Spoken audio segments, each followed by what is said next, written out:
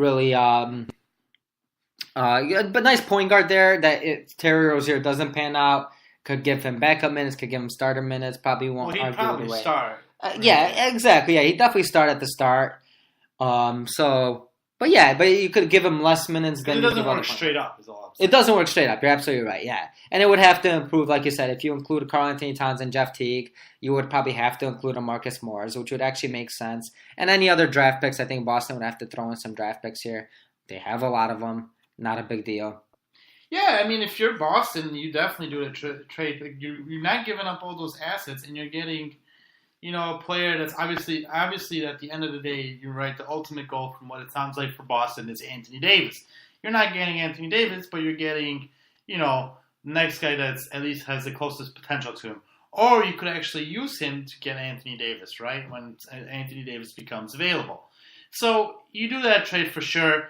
It doesn't seem like, I don't know, from what I'm hearing, it doesn't seem like Kyrie's 100% going to stay there. I did read a report yesterday that Boston did offer him to San Antonio. So it seems like Danny Ainge kind of sees a possibility of Kyrie not staying there. So yeah, you do the deal if you're Boston for sure.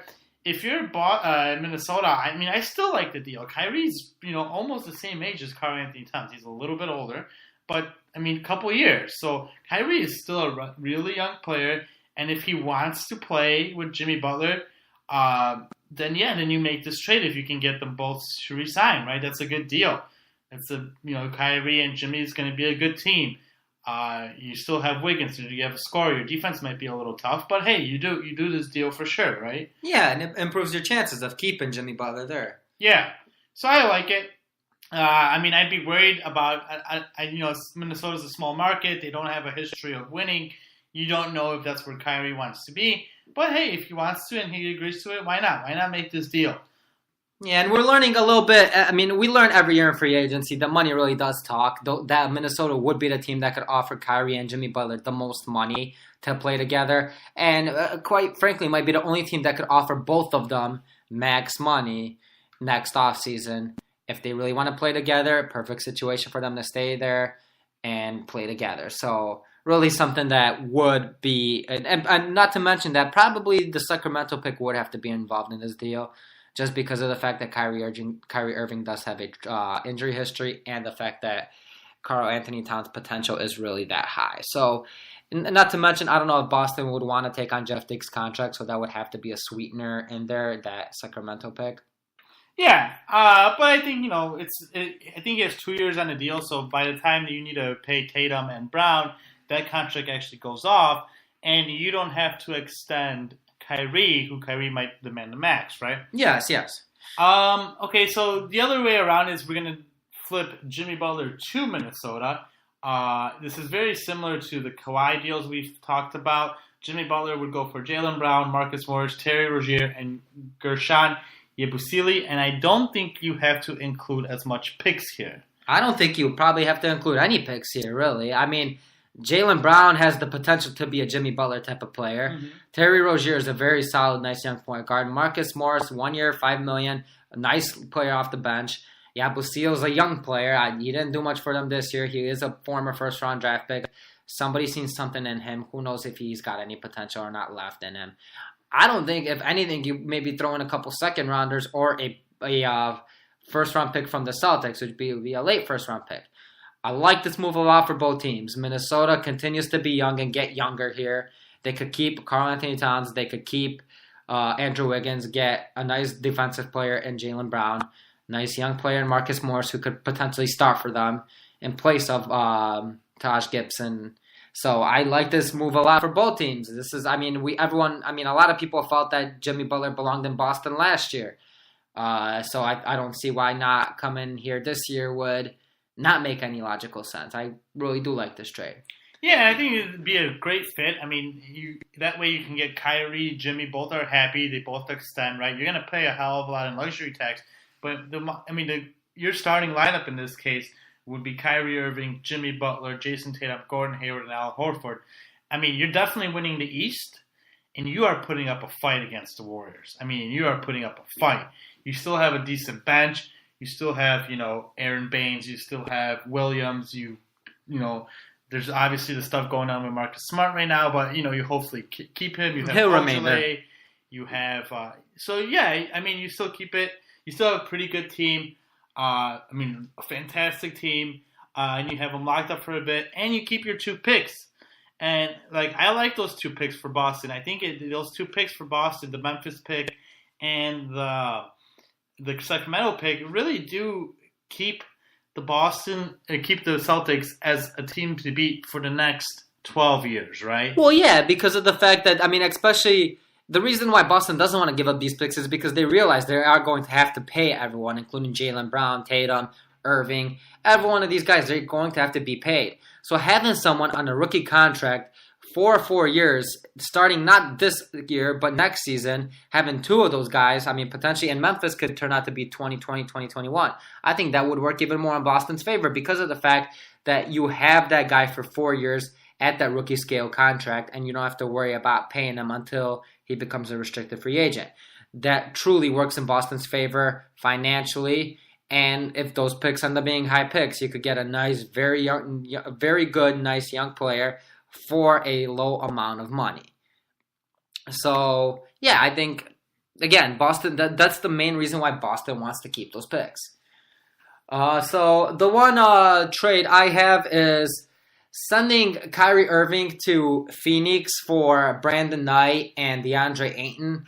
Now, I don't know if Boston, really, DeAndre Ayton does not have nearly as much value as Karl Anthony Towns. So I think in this pick, maybe Phoenix throws in a pick. They have Milwaukee's first-round pick next year. They have their own first-round pick next year.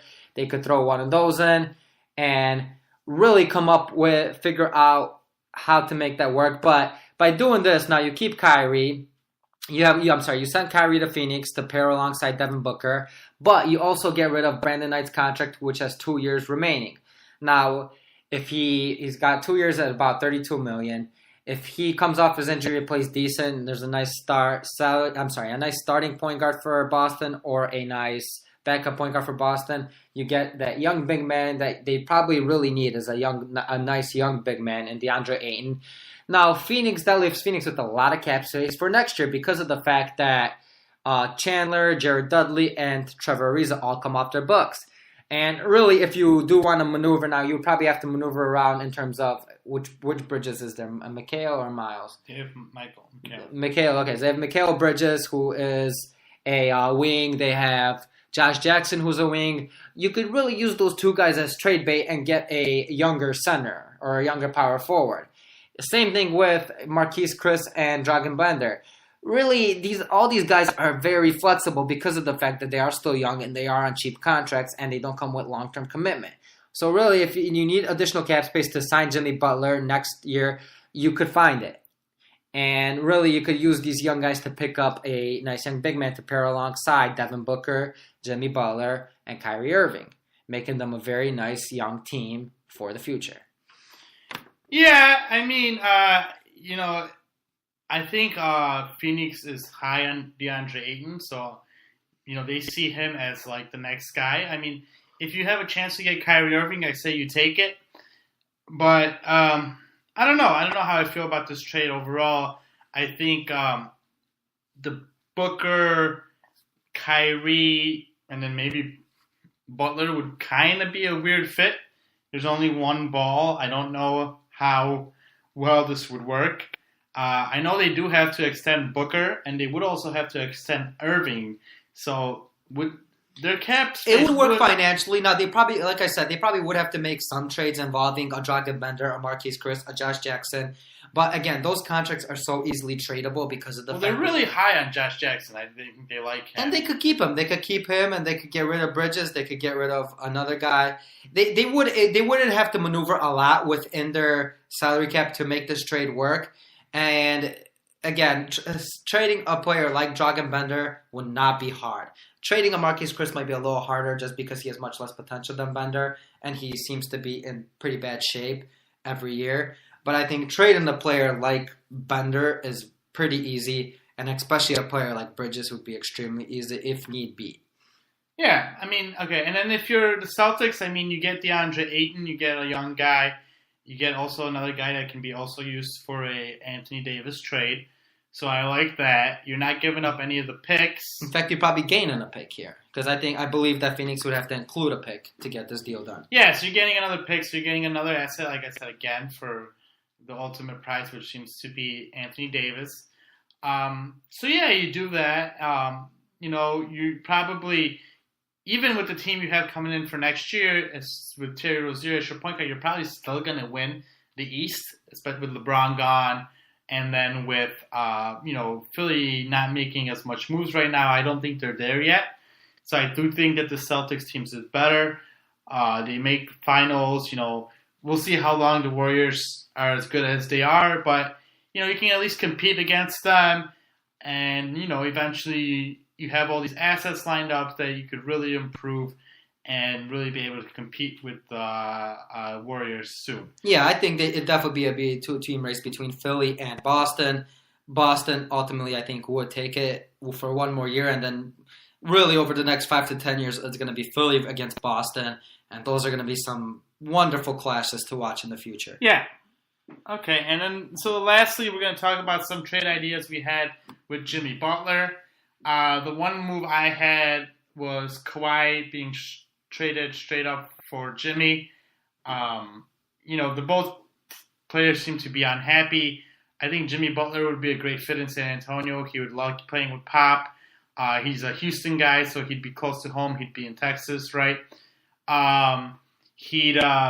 One of the things he would be able to do, the Spurs, if they would be able to, trade Patty Mills next year, get rid of his contract, the Pau Gasol contract, it's not guaranteed. They would have the cap space to be able to add Kyrie Irving. I think Kyrie Irving has said that he'd want to play for the Spurs. I think a Spurs team, maybe, last year coached by Greg Popovich with Kyrie, Jimmy Butler, and LaMarcus Aldridge, and then whichever role players are still around, they're able to keep. They don't have to trade away to get rid of Patty Mills. That'd be a pretty good team. They'd be able to compete in the West. They'd be able to compete against the Rockets. It'd be hard to compete against the Warriors, but that's going to be hard for everyone. I think they'd be able to put up a fight, and it'd be some good games. Minnesota kind of takes a swing here, and they like, let's just say, maybe we can keep Kawhi Leonard happy. Kawhi Leonard was one of the 3 best players before he got hurt. So let's just see, maybe he wants to play with us. Maybe we can extend him. Tom Thibodeau takes a gamble and sees how it works out. Yeah, I think Thibodeau's got to go regardless. But yeah, I think Kawhi would be more likely to stay alongside a Karl-Anthony Towns, someone he could really build a team around. And Andrew Wiggins is a nice consolation prize, especially still being young. The Spurs do get someone. It's a risk worth taking for the Spurs. They do get Jimmy Butler, who could play alongside LaMarcus Aldridge. And then really, they might not have the full flexibility to sign Kyrie Irving next year. But like we just said, I mean, this is an NBA team. They will make it work. Like you said, trading Patty Mills would not be as tough as some people might think. Maybe included DeJounte Murray into that deal just to get rid of him. Yeah, DeJounte Murray. Because he would become more expandable if Kyrie Irving does agree. I mean, include a pick. Yeah. You have to take if you include DeJounte Murray, teams will do that to take on Patty Mills. But Patty Mills' contract isn't the worst. It's $12 million. Well, and exactly. That's the reason why. Yeah. I mean, but, I don't think you'd even have to go as far as including a DeJounte Murray. I don't either. Yeah. I don't either. I think Derek White seems to be a really good player. We'll see how Lonnie Walker turns out. You could add in a pick. I think Lonnie Walker and Kyrie Irving would be a pretty good fit together because they're both have these insane ideas and they like to post them on Twitter, so they'd probably get along pretty well.